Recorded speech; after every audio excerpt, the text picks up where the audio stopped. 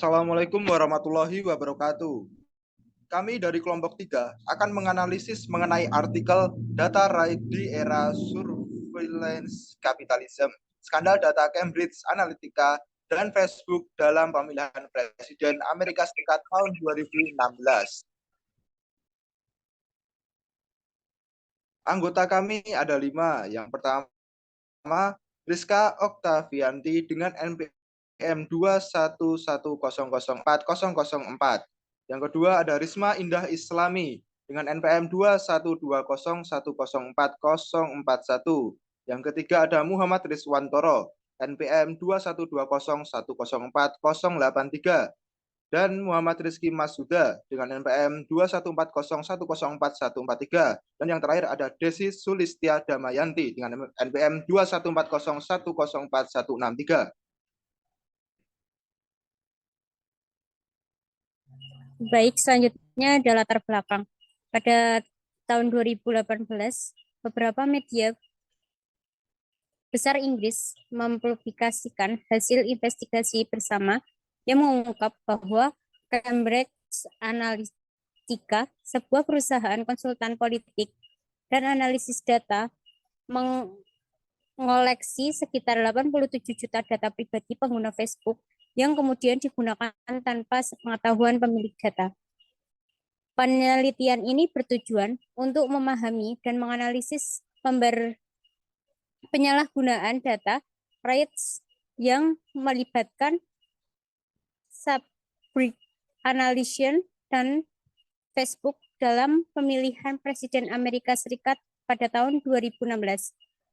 Adapun metode yang digunakan dalam penelitian ini adalah kualitatif. Penelitian ini menemukan bahwa Cambridge Analytica menggunakan data pribadi pengguna Facebook.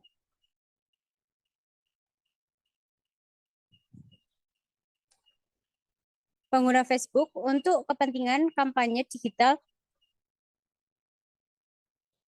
Donald Trump pada pemilihan Presiden Amerika Serikat 2016. Data yang diambil meliputi profil lengkap dari nama, jenis kelamin, usia, lokasi, pembaruan status, likes, teman, bahkan pesan pribadi yang kemudian diterjemahkan menjadi behavioral data. Data yang dikumpulkan dan dianalisis oleh Cambridge Analytica kemudian menjadi power dalam behavioral modification, khususnya voting behavior. Modifikasi tingkah laku oleh Cyber Analytica dapat dilakukan sebab adanya knowledge asymmetry dalam penggunaan data buatan.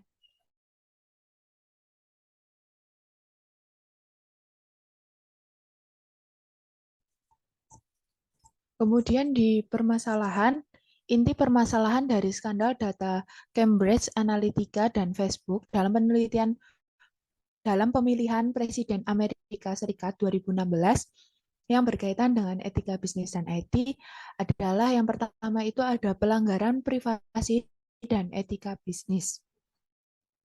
Pelanggaran privasi dan etika bisnis, skandal ini mengungkap bagaimana perusahaan-perusahaan seperti Cambridge Analytica dan Facebook menggunakan data pribadi pengguna tanpa izin dan melanggar privasi individu. Ini menimbulkan pertanyaan tentang etika bisnis mereka, termasuk transparansi, kejujuran, dan tanggung jawab terhadap pengguna.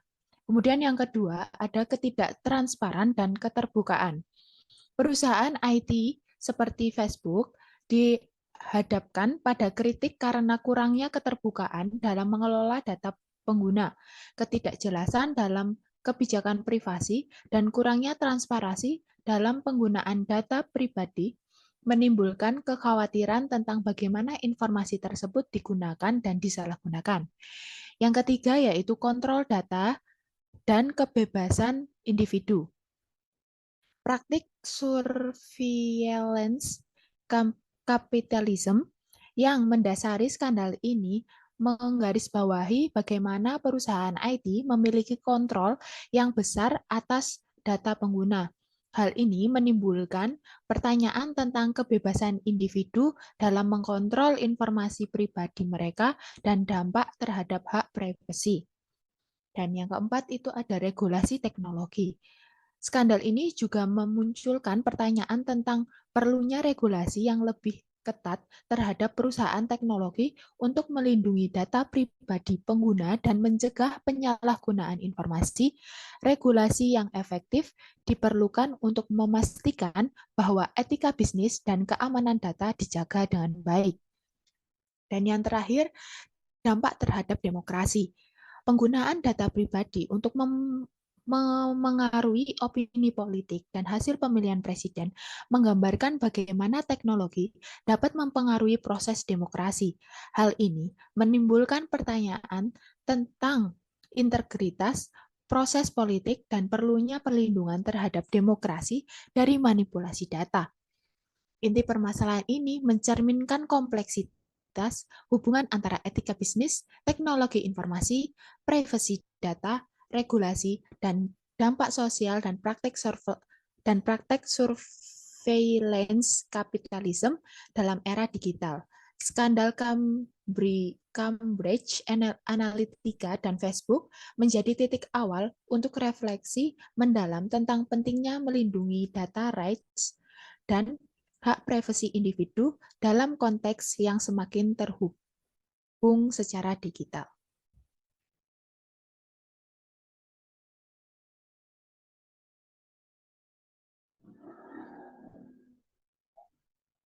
Kemudian yaitu ada pembahasan mengenai masalah. Pada penyelenggaraan pemilu Presiden Amerika Serikat tahun 2016, terdapat konflik yang cukup besar, di mana dalam berjalannya penyelenggaraan pemilu tersebut, terdapat kontroversi yang dilakukan. Awal mula kejadian yang menjadi pemicu terjadinya masalah, yaitu pada konvensi Partai Juli 2016, Demokrat dan Republika secara resmi menominasikan kandidat presiden dari masing-masing partai, yakni Hillary Clinton dan Donald Trump. Terdapat banyak kontroversi yang muncul dari sisi Donald Trump. Salah satunya adalah kampanye Trump yang menggambarkan imigran Meksiko sebagai pemerkosa dan penjahat. Pencalonannya sebagai Presiden Amerika Serikat kerap memicu kegemparan, dilansir dari BBC 2016. Namun pada tanggal 8 November tahun 2016, Donald Trump terpilih sebagai Presiden Amerika Serikat ke-45. Trump memenangkan swing states seperti Florida dan Ohio, bahkan Pennsylvania yang merupakan negara bagian yang sering dimenangkan oleh kandidat dari Demokrat. Trump juga memenangkan Wisconsin, negara bagian yang diprediksi dapat dimenangkan oleh Hillary Clinton.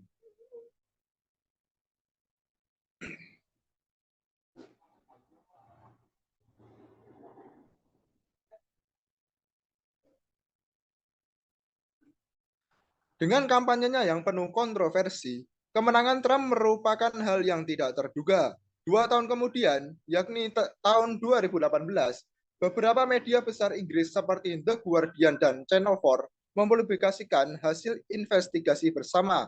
Melalui publikasi tersebut, terkuak bahwa Cambridge Analytica atau CA, sebuah perusahaan konsultan politik dan analisis data yang berbasis di London, menjadi simbol global dari sisi gelap big data. Perusahaan tersebut terungkap mengoleksi sekitar 87 juta data pribadi pengguna Facebook yang kemudian disalahgunakan tanpa persetujuan pihak-pihak terkait. CA diketahui bekerja untuk kampanye Donald Trump dengan mengumpulkan data pengguna para pemilih Amerika Serikat dan menggunakannya untuk membangun software untuk memprediksi dan mempengaruhi pilihan di kotak suara. CA mengatakan bahwa mereka memiliki 5.000 data points pada setiap pemilihan di Amerika Serikat. Dengan menggunakan analisis psikografik terhadap kumpulan data yang ada, CA mengklaim dapat menentukan tipe kepribadian tiap individu dan kemudian mengirim pesan atau iklan untuk mempengaruhi perilaku mereka. Dilansir dari WSB tahun 2019.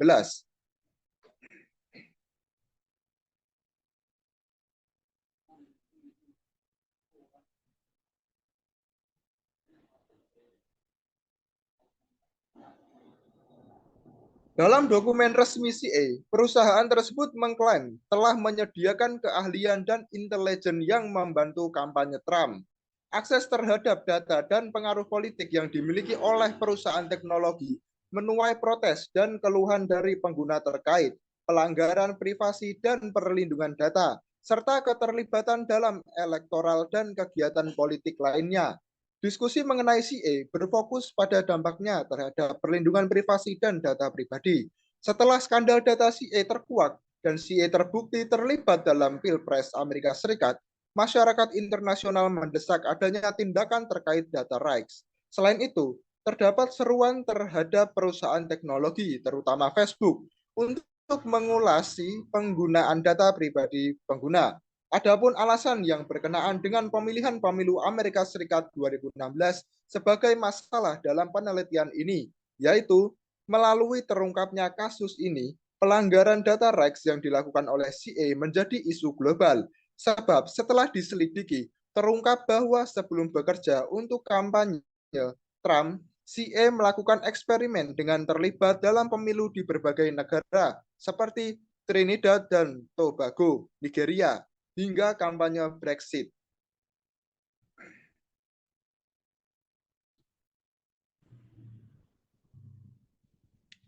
Hal ini sebab pendiri CA adalah konglomerat Amerika Serikat, yaitu Steve Bannon dan Robert Mercer, yang memiliki tujuan untuk menjadikan Trump pemenang pada pemilihan presiden Amerika Serikat 2016. Oleh sebab itu, CA menjadikan pemilu di negara-negara lain sebagai testing ground sebelum akhirnya bekerja untuk proyek utama mereka, yaitu kampanye Trump dalam pemilihan presiden Amerika Serikat tahun 2016. Terdapat beberapa studi terdahulu mengenai CA, surveillance capitalism, dan data rights yang peneliti anggap relevan dalam penelitian ini. Adapun penelitian tentang CA yang menjadi isu politik global telah diteliti oleh Gordon tahun 2019 dan Boldi-Reva et al. Tahun 2018. Kemudian penelitian mengenai data rights sebagai bagian dari human rights di era digital. Selanjutnya, penelitian mengenai surveillance capitalism yang memungkinkan perusahaan-perusahaan teknologi untuk memiliki political power dan power consolidation. Dalam jurnal Review of International Political Economy, surveillance capitalism merupakan salah satu blind spot dalam ekonomi politik internasional. Oleh karena itu, patut dikaji lebih lanjut melalui skandal data yang melibatkan CA dan Facebook dalam pemilihan presiden Amerika Serikat tahun 2016.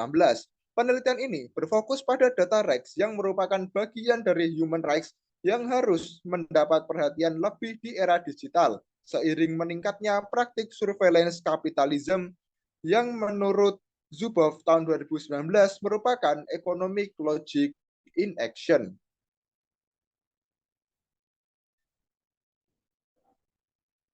Pengumpulan serta kemampuan utilisasi data yang dimiliki oleh perusahaan teknologi menimbulkan masalah terkait pelanggaran privasi dan perlindungan data, serta keterlibatan dalam elektoral dan kegiatan.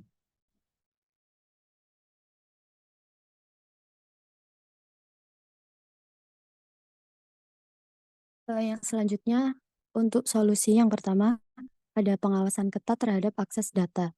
Jadi perusahaan teknologi seperti Facebook ini harus memastikan bahwa akses data pengguna yang diberikan dengan izin yang jelas dan hanya digunakan untuk tujuan yang sah. Kemudian memastikan akses developer ke data pengguna jika pengguna tidak menggunakan aplikasi yang bersangkutan selama periode tertentu, misalnya 3 bulan. Jadi akun tersebut tidak dapat disalahgunakan oleh pihak lain. Kemudian yang kedua, koordinasi internasional. Jadi pemerintah dan organisasi internasional juga harus bekerja sama untuk mengatasi pelanggaran data yang terjadi di tingkat global. Jadi mereka juga harus memiliki standar yang jelas dan ketat untuk mengawasi bagaimana data digunakan dan diolah. Kemudian yang ketiga ada regulasi yang ketat. Kasus seperti Cambridge Analytica menyoroti pentingnya regulasi yang ketat dalam hal perlindungan data dan privasi. Perlindungan IT harus bertanggung jawab dalam menjaga data pengguna mereka dan menghindari penyalahgunaan data. Kemudian yang keempat, penelitian dan pengembangan. Penelitian dan pengembangan teknologi harus dilakukan untuk meningkatkan keamanan dan privasi data. Mereka harus berfokus pada pengembangan teknologi yang dapat melindungi data pribadi dan menghentikan pelanggaran data. Kemudian yang kelima ada transparansi dan tanggung jawab. Perusahaan harus transparan dengan bagaimana data pengguna digunakan dan memberikan kontrol lebih kepada pengguna atas data mereka. Kemudian tanggung jawab perusahaan IT dalam menjaga privasi pengguna harus ditegakkan secara ketat. Kemudian yang terakhir ada pendidikan pengguna. Jadi pengguna harus lebih sadar akan keamanan data mereka dan mempertimbangkan risiko ketika memberikan akses atau memberikan informasi pribadi. Mengajarkan pengguna tentang pentingnya melindungi data pribadi dan mengenali aplikasi yang meminta izin akses.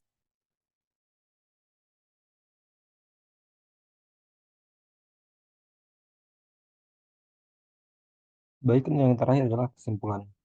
Akses terhadap data serta kemampuan utilisasi data yang dimiliki oleh perusahaan teknologi menimbulkan masalah terkait pelanggaran privasi dan perlindungan data, serta keterlibatan dalam elektoral dan kegiatan politik lainnya.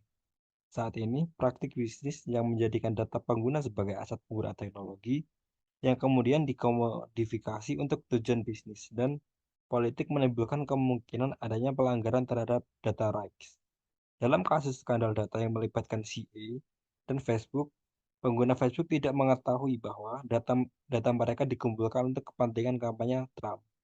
CA mengeksploitasi data dalam pemilih yang telah dikumpulkan untuk tujuan behavior modification. Metode micro-targeting yang dilakukan CA memungkinkan CA untuk memutuskan informasi apa yang dapat dilihat orang-orang, sehingga setiap calon pemilih menerima pesan kampanye yang berbeda, sesuai dengan profil psikologis yang telah dibuat oleh CA. Hal tersebut tidak hanya membatasi informasi terkait pemilu, tapi juga membuat pengguna rentan terhadap disinformasi dan konten yang menghasut kekerasan.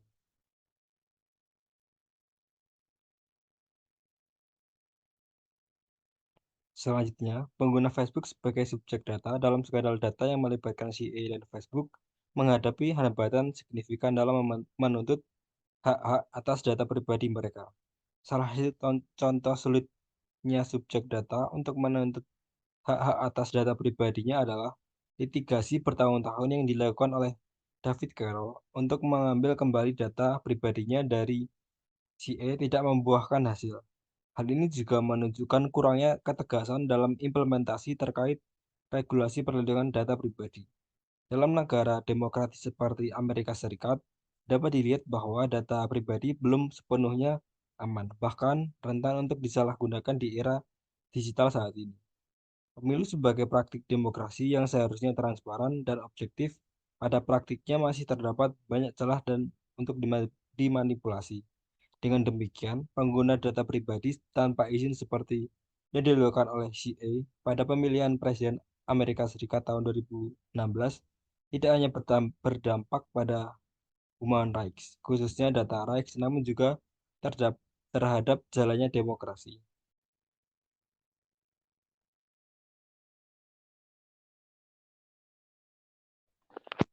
Baik, demikian analisis yang dapat kami sampaikan. Apabila ada kurangnya, kami mohon maaf. Kami pamit undur diri dari kelompok 6. Wassalamualaikum warahmatullahi wabarakatuh. Bismillahirrahmanirrahim. Assalamualaikum warahmatullahi wabarakatuh. Salam sejahtera bagi kita semua.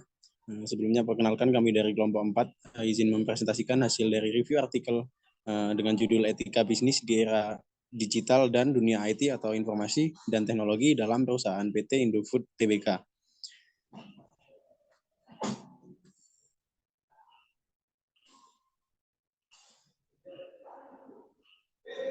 Baik, sebelum memulai presentasi, alangkah lebih baiknya kita memperkenalkan anggota dari kelompok kami terlebih dahulu. Saya sendiri sebagai Andriato dengan NPM 045 dan rekan saya yaitu ada Fani Putri Sukma dengan NPM 009, Elizabeth dengan NPM 091, Lintang Yulfiani dengan NPM 144, dan Etik Yuliana dengan NPM 164.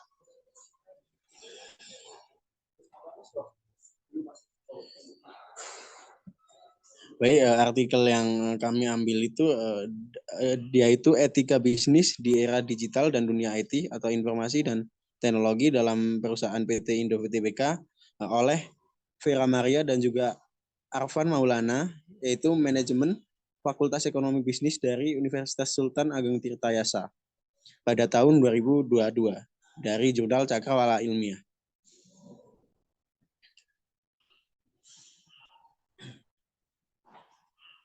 Untuk review selanjutnya akan dipaparkan oleh rekan saya. Baik, yang pertama yaitu ada pendahuluan. Teknologi di dunia ini terus berkembang pesat, membawa kita dari era tradisional ke era digital atau digitalisasi. Dalam konteks ini, mengelola sistem informasi dan bisnis layanan digital menjadi semakin penting. Era digital mempermudah akses informasi dan menciptakan peluang bisnis baru. Namun, perusahaan dan manajer menghadapi tantangan untuk menyusun ulang strategi bisnis digital agar tetap kompetitif. Bisnis digital memungkinkan transaksi tanpa tatap muka antara produsen dan konsumen, menghemat waktu. Namun, keberhasilan bisnis digital sangat bergantung pada penerapan etika bisnis yang baik. Tanpa etika, bisnis bisa menghadapi masalah baru. Organisasi harus fleksibel dan beradaptasi dengan perubahan digital. Masalah etika dan moral harus berpotensi muncul dalam organisasi, sehingga etika bisnis diperlukan untuk menjaga kepercayaan dan kelancaran operasi. Penelitian ini bertujuan untuk memahami peran etika bisnis di era digitalisasi pada perusahaan PT Indofood Tbk.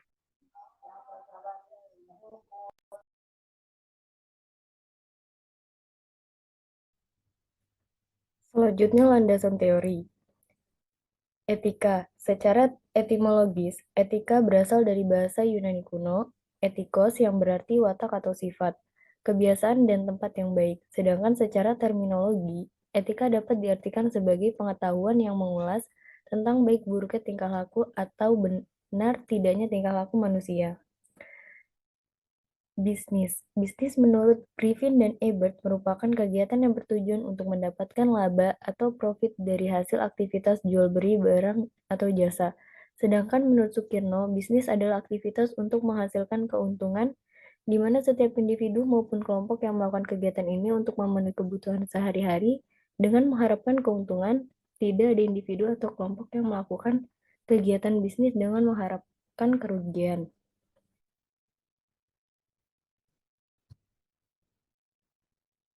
Selanjutnya, etika bisnis. Etika bisnis bertujuan untuk mendapatkan dan memaksimalkan keuntungan dengan mengurangi pengeluaran biaya produksi. Setiap perusahaan memiliki strategi tersendiri dalam mengolah produktivitas untuk mencapai tujuan bisnis. Etika diperlukan dalam menjalankan kegiatan usaha karena bisnis dan etika tidak dapat dipisahkan. Sebuah perusahaan yang sangat pesat dapat dilihat dari digitalisasi yang terjadi di berbagai bidang. Maka dari itu, dalam mengikuti perkembangan yang ada, penerapan etika bisnis di era digitalisasi dengan teknologi dan informasi diperlukan sebagai rambu pengingat agar bisnis berjalan tanpa merugikan pihak manapun dan terus tumbuh dengan keputusan yang bijaksana.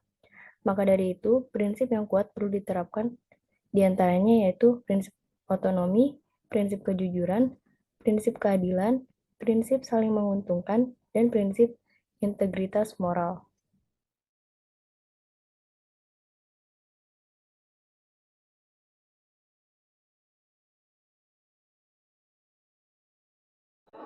Baik, untuk selanjutnya itu ada metode penelitian, di mana dalam artikel ini metode penelitian yang dipakai oleh peneliti adalah kuantitatif dengan studi literatur, di mana pengumpulan data diambil dan mengolah dari sumber-sumber penelitian sebelumnya. Pada artikel yang dibuat, objek penelitian yang diambil peneliti adalah etika bisnis di dunia IT pada perusahaan PT Indofood Tbk. Penulis artikel ilmiah ini mengambil data dari studi literatur dengan menggunakan metode library research atau kepustakaan pada media online, Google Scholar, dan juga literatur online. Media online ini berisi media baru dengan cara penyampaian informasi yang berbeda dengan media konvensional, yakni media cetak dan media elektronik seperti website. Lalu yang kedua ada Google Scholar. Ini adalah tempat seseorang bisa menemukan artikel-artikel yang dipublish pada platform pencarian Google. Si penulis atau peneliti artikel ini menemukan sumber-sumber penelitian dari artikel-artikel yang ada di Google Scholar. Lalu yang ketiga itu ada literatur online, salah satu sumber ataupun rujukan yang digunakan dalam berbagai kegiatan di dunia pendidikan atau kegiatan lainnya melalui online. Variabel utama dalam penelitian pada artikel ini adalah etika bisnis yang ada pada perusahaan PT Indofood Tbk.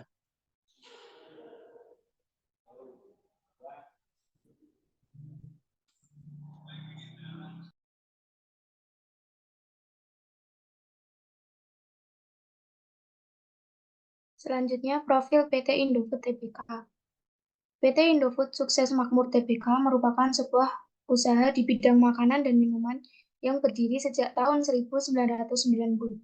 Perusahaan ini memiliki visi yaitu menjadi perusahaan yang bisa melakukan pemenuhan terhadap kebutuhan akan pangan dengan produk yang bermutu dan berkualitas, serta aman dikonsumsi dan akan menjadi pemimpin di industri makanan. Adapun misi perusahaan yaitu menjadikan perusahaan yang berskala internasional dan mampu untuk membawa nama negara Indonesia pada industri makanan. PT Indofood Tbk sendiri membagi bisnisnya ke dalam 5 segmen, diantaranya yaitu agrobisnis, distribusi serta budidaya, bogasari, dan juga pengelolaan sayur-sayuran. PT Indofood Tbk saat ini sudah berhasil melakukan ekspor bahan makanan hasil produksinya sampai ke Eropa, Asia, dan bahkan Australia. Produknya yaitu mie instan, es krim, biskuit, dan lain-lain. Akan tetapi, produk yang sangat diminati di pasaran global yaitu mie instan yang bermerek Indomie. Setelah melalui reorganisasi yang dilakukan pada tahun 2009, PT Indofood Tbk saat ini sudah tidak lagi melakukan produksi dalam bidang makanan dan minuman secara langsung, melainkan melalui anak perusahaan yang bernama Bogasari Flour Mills. Dan katanya anak perusahaan ini juga akan dipisah menjadi PT baru.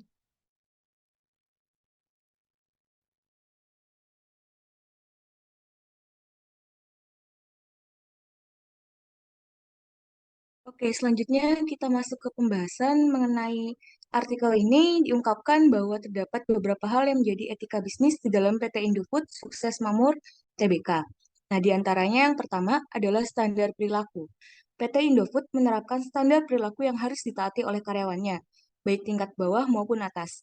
Standar ini berupa kejujuran, transparansi, dan saling menghormati hak asasi satu sama lain. Lalu yang kedua, itu ada mematuhi hukum. PT Indofood mengharuskan semua pihak yang berhubungan dengan perusahaan untuk mematuhi hukum yang berlaku.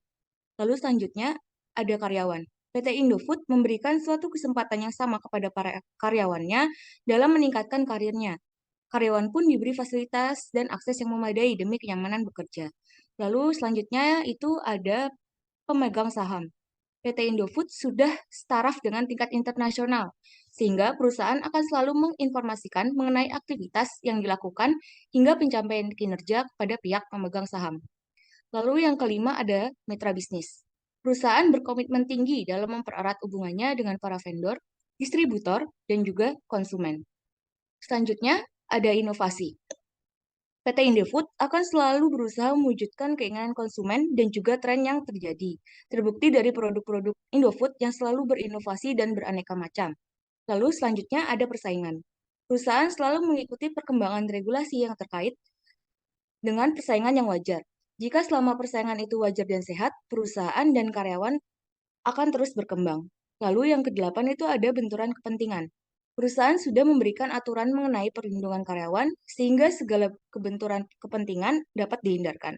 Lalu kesembilan, ada sistem manajemen lingkungan.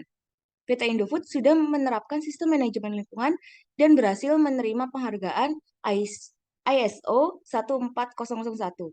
Dan yang terakhir adalah kebijakan keselamatan dan kesehatan kerja. PT Indofood sudah membuat kebijakan mengenai K3, yaitu keselamatan dan kesehatan kerja, di mana di dalamnya terdapat jaminan keselamatan kerja karyawan yang diberikan perusahaan atas kecelakaan yang terjadi. Perusahaan juga sudah membuat kebijakan sesuai dengan pasal perundang-undangan ketenaga kerjaan yang diatur oleh pemerintah. Bisa di next.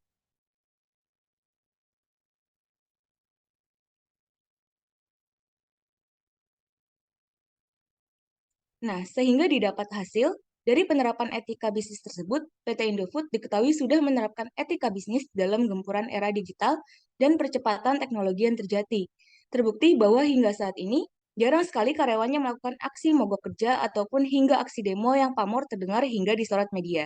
Dalam penerapan teknologi di era digital sekarang ini, peran etika bisnis seharusnya juga tetap harus dilakukan. Jangan sampai karena adanya digitalisasi dan dunia IT, etika bisnis ditinggalkan oleh para pemangku kepentingan bisnis yang kemudian akan membuat karyawan merasa dirugikan.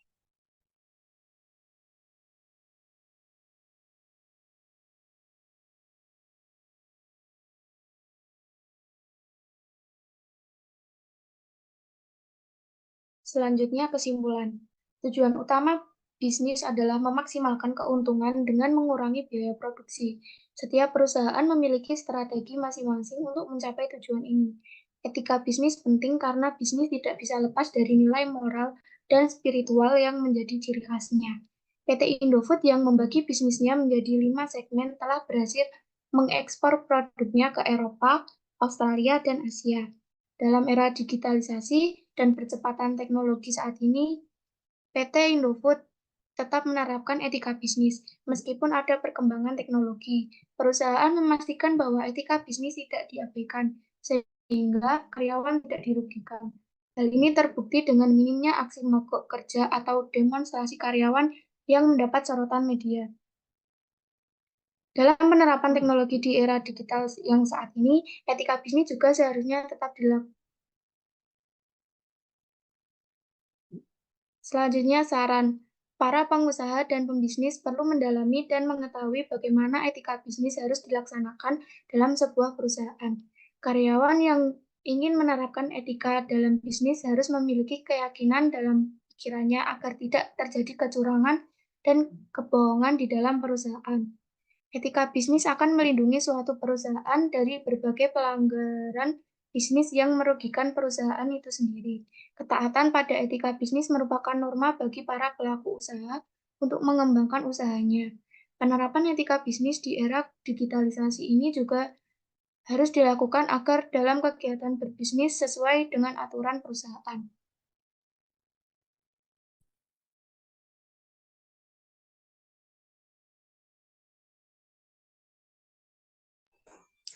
Baik, sekian yang dapat kami sampaikan. Kurang lebihnya mohon maaf. Cukup sekian dan terima kasih. Semoga ilmu yang kami sampaikan dapat berguna bagi kita semua. Wassalamualaikum warahmatullahi wabarakatuh.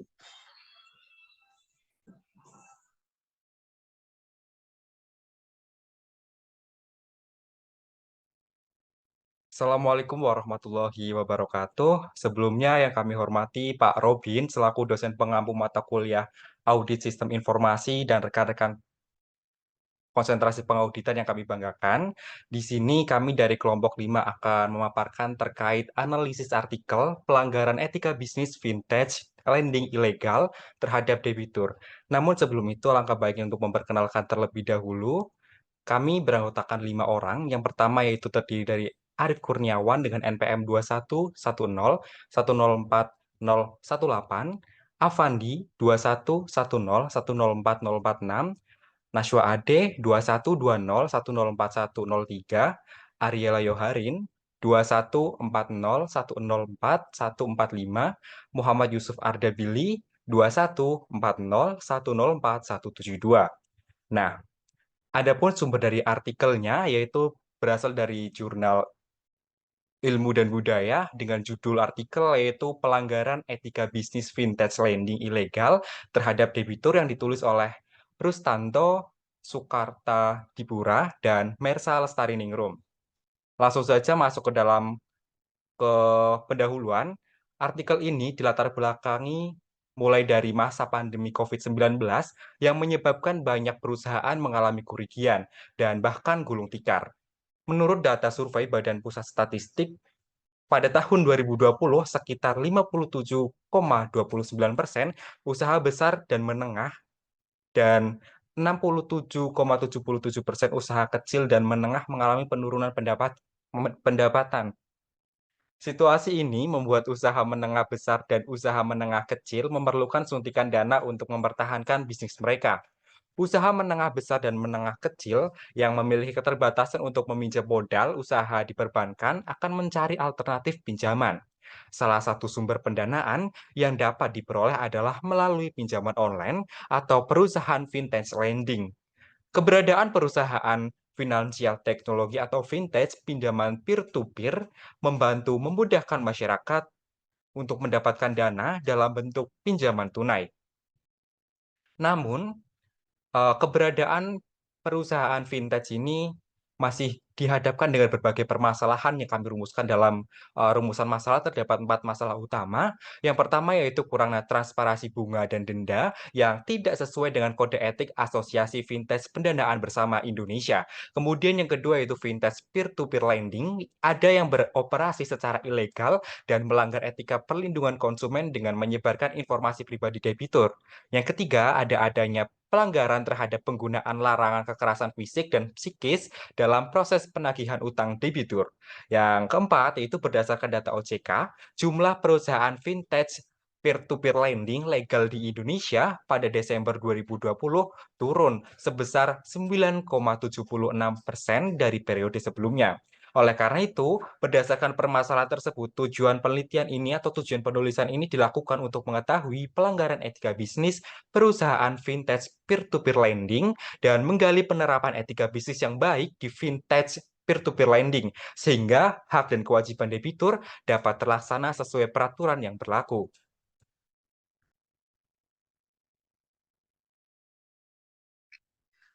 Pembahasan yang selanjutnya yaitu tinjauan pustaka. Yang pertama yaitu Theory of Reason Action. Theory of Reason Action atau TRA menjelaskan bahwa keinginan berperilaku individu disebabkan oleh norma subjektif. Norma subjektif merupakan kesepakatan bersama mengenai perilaku sosial individu yang menentukan apakah perilaku itu benar atau salah. Penilaian ini didasarkan atas keyakinan normatif yang dipengaruhi oleh lingkungan, menurut Mahyarni pada 2013. Tindakan terhadap tekanan sosial yang dirasakan dan niat untuk melakukan tindakan mempengaruhi keputusan seseorang atau tindakannya yang akhirnya mempengaruhi perilakunya.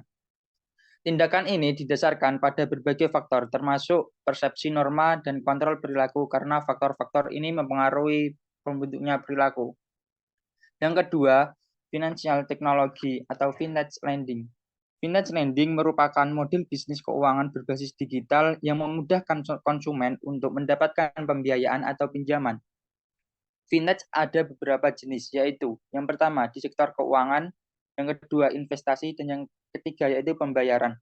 Industri keuangan dan investasi mencakup peer-to-peer vintage lending, crowdfunding, supply chain finance, dan lainnya. Industri pembayaran mencakup perbankan seluler, dompet seluler dan online, serta pembayaran e-commerce. Pelaksanaan vintage loan diatur oleh OJK, di mana vintage lender harus mendapatkan terdaftar dan tidak lisensi didiskualifikasi sebagai pinjaman teknologi finansial ilegal. Dan yang terakhir yaitu etika bisnis.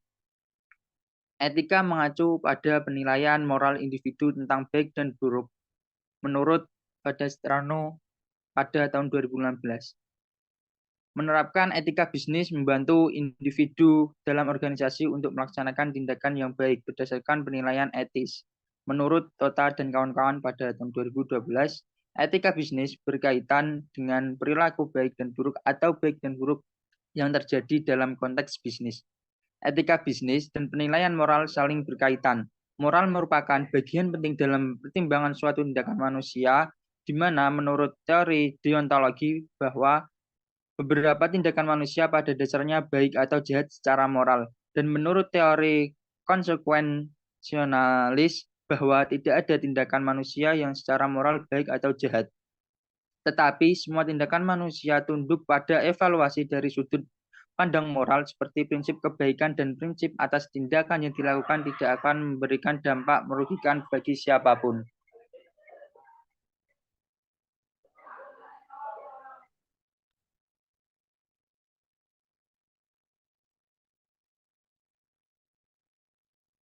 Selanjutnya ada metodologi penelitian. Yang pertama ada metode penelitian, di mana penelitian ini menggunakan metode penelitian deskriptif kualitatif yang bertujuan untuk memahami fenomena yang diteliti, di mana perusahaan fintech P2P lending ilegal Indonesia.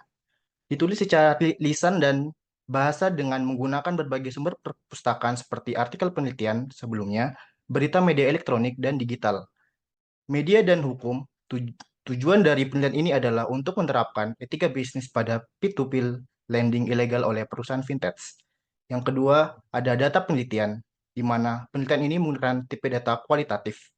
Data kualitatif diperoleh dengan menggunakan teknik pengumpulan data berupa wawancara dan analisis dokumen. Wawancara dilakukan dengan beberapa korban secara tatap muka pada penggunaan debitur oleh pemberi pinjaman online. Sumber data yang digunakan dalam penelitian ini adalah sumber data wawancara primer dan data sekunder yang diambil dari Otoritas Jasa Keuangan Indonesia, Asosiasi Fintech Pendanaan Bersama Indonesia, Biro Pusat Statistik, Kadar Data, dan Responsif Bank Indonesia. Analisis data dilakukan dengan cara mengorganisasikan data, menjelaskan ke dalam satuan-satuan, mensistematiskannya, menyusun ke dalam pola-pola, memilih apa yang penting dan apa yang dipelajari, dan menarik kesimpulan. Yang ketiga ada teknik penelitian dan sumber data, di mana penelitian ini menggunakan teknik triangulasi sumber untuk menguji keabsahan data yang digunakan.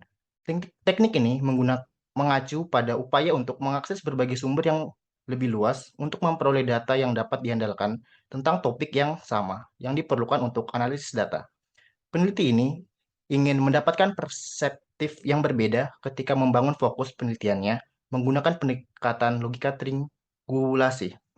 Selanjutnya ada terkait sumber penggunaan data, menurut Carter et al. 2014, bahwa triangulasi sumber data melibatkan pengumpulan data dari berbagai jenis orang, termasuk individu, kelompok, keluarga, komunitas, untuk mendapatkan berbagai perspektif dan validasi data.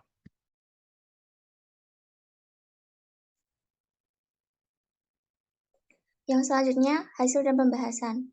Peer-to-peer lending merupakan salah satu vintage yang menyediakan layanan pinjaman uang online melalui broker teknologi. Namun, telah terjadi pelanggaran etika bisnis dalam proses penagihan oleh vintage kredit peer-to-peer ilegal seperti intimidasi penagihan, penyebaran data pribadi, pelecehan seksual, dan kekerasan. Hal tersebut melanggar etika bisnis, karena bisnis tidak hanya bertujuan mencari keuntungan, tetapi tentang melakukan bisnis yang baik secara moral. Aplikasi vintage peer-to-peer lending ilegal yang digunakan oleh debitur untuk mendaftar pinjaman online juga tidak etis.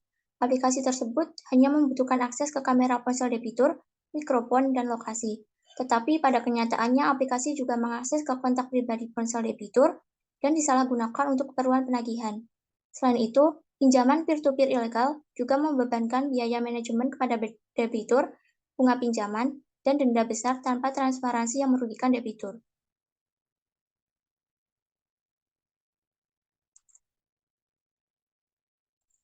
Pembahasan yang selanjutnya, terdapat praktik vintage peer-to-peer lending ilegal di Indonesia. Tindakan kejahatan moral dalam vintage peer-to-peer lending ilegal didorong oleh motif memperoleh keuntungan sebesar-besarnya tanpa memperhatikan konsekuensi. Praktik bunga dan denda tidak wajar oleh perusahaan vintage lending ilegal memberikan debitur secara psikologis dan finansial, serta melanggar hak asasi manusia terkait transparansi, privasi, dan perlindungan dari kekerasan yang tidak sejalan dengan pendekatan utilitarian. Masalah keuangan selama pandemi COVID-19 mendorong masyarakat memanfaatkan pinjaman vintage peer-to-peer ilegal untuk memenuhi kebutuhan mendesak dan faktor tekanan sosial. Namun, kurangnya pemahaman dan rendahnya literasi tentang legalitas pinjaman menyebabkan timbulnya banyak masalah. Vintage peer-to-peer ilegal memanfaatkan kebutuhan masyarakat untuk tujuan komersial dengan menetapkan suku bunga tinggi dan melanggar etika penagihan, serta aturan yang diatur oleh OJK dan AFPI. Debitur dapat mengambil pengaduan hukum atau melaporkan ke Satgas Waspada Investasi atau SBI, Asosiasi Vintage Pendanaan Bersama Indonesia atau AFPI, atau ke kantor polisi terdekat.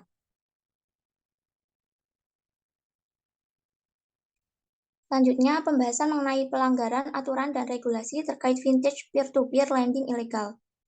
Kurangnya transparansi dalam pembatasan transfer data pribadi debitur dan penetapan biaya administrasi bunga pinjaman, dan denda tinggi karena adanya beberapa pelanggaran regulasi yang dilakukan oleh operator, seperti belum mengajukan pendaftaran kepada pihak yang berwenang, tidak menggunakan data center, tidak menjamin kerahasiaan, integritas, dan ketersediaan data pribadi, transaksional, dan keuangan, serta tidak menyatakan secara resmi terdaftar dan diawasi.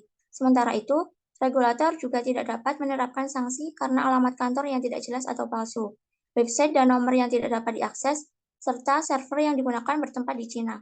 Semua regulasi hanya mengatur vintage peer-to-peer yang legal, sedangkan vintage peer-to-peer lending ilegal, otoritas hanya bisa menutup akses tanpa melakukan tindakan hukum. Pembahasan yang selanjutnya mengenai perlindungan kerahasiaan data pribadi. Perlindungan data pribadi adalah hak penting individu yang harus dijaga kerahasiaannya sesuai dengan hukum dan regulasi yang berlaku. Ketika data pribadi digunakan untuk tujuan tertentu, seperti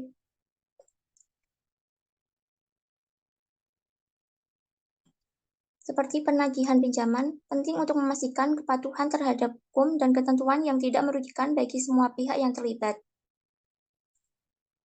Perlindungan ini bukan hanya tanggung jawab pribadi, tetapi merupakan kepentingan masyarakat secara keseluruhan. Namun, Indonesia belum memiliki undang-undang khusus terkait perlindungan data yang memberikan landasan hukum bagi individu.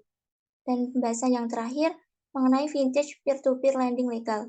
Penyedia layanan kredit online yang sah, yang terdaftar, dan disetujui oleh regulator, keuangan lebih cenderung menerapkan prinsip kehati-hatian.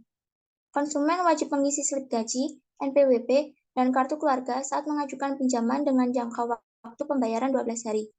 Pinjaman legal online sesuai dengan etika dan regulasi Otoritas Jasa Keuangan, Asosiasi Vintage Pendanaan Bersama Indonesia, dengan bunga dan biaya layanan hingga 0,8% per hari.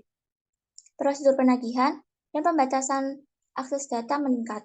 Kepatuhan tersebut ditompang oleh sanksi tegas jika terjadi pelanggaran, yaitu dikeluarkannya keanggotaan dalam Asosiasi Vintage Pendanaan Bersama Indonesia dan pencabutan izin usaha oleh Otoritas Jasa Keuangan.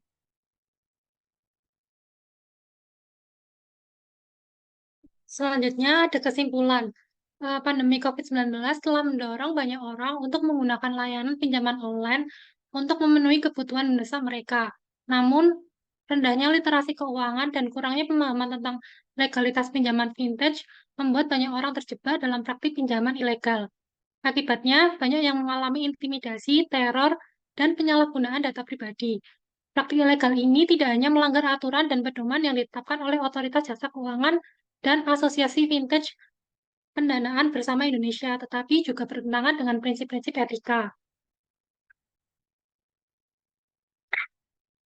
Adapun saran untuk permasalahan vintage ini, yaitu yang pertama meningkatkan literasi keuangan dan pemahaman pinjaman online, seperti edukasi masyarakat, yaitu pemerintah dan lembaga terkait perlu menjalankan kampanye edukasi keuangan yang masif untuk meningkatkan literasi keuangan masyarakat. Program ini bisa meliputi pemahaman dasar mengenai pinjaman online, cara memverifikasi legalitas kreditur, dan resiko yang terkait dengan pinjaman vintage ilegal.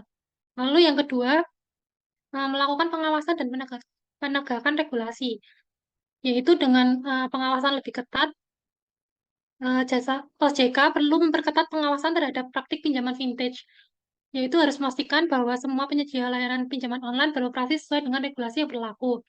Lalu ada penegakan hukum, itu tuh harus dilakukan secara tegas terhadap praktik pinjaman ilegal untuk memberikan efek jera.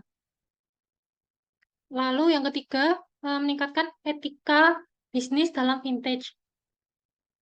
Asosiasi Vintage Pendanaan Bersama Indonesia harus menetapkan dan mempromosikan kode etik yang ketat untuk anggotanya yang mencakup standar penagihan yang etis dan perlindungan konsumen. Lalu yang keempat, melakukan perlindungan konsumen, yaitu OJK dan lembaga terkait harus menyediakan mekanisme pengaduan yang mudah diakses dan efektif bagi konsumen yang mengalami masalah dengan pinjaman online, yaitu bisa berupa hotline, platform online, atau pusat bantuan fisik. Lalu ada pelindungan data pribadi konsumen, yaitu regulasi mengenai perlindungan data pribadi harus diperkuat dan ditegakkan dengan ketat untuk mencegah penyalahgunaan oleh pihaknya yang tidak bertanggung jawab. Lalu yang terakhir yaitu mempromosikan nilai etis dalam masyarakat dengan melakukan kampanye sosial melalui media sosial yang mempromosikan nilai-nilai etis seperti kebaikan umum, rasa hormat terhadap sesama manusia dalam konteks keuangan.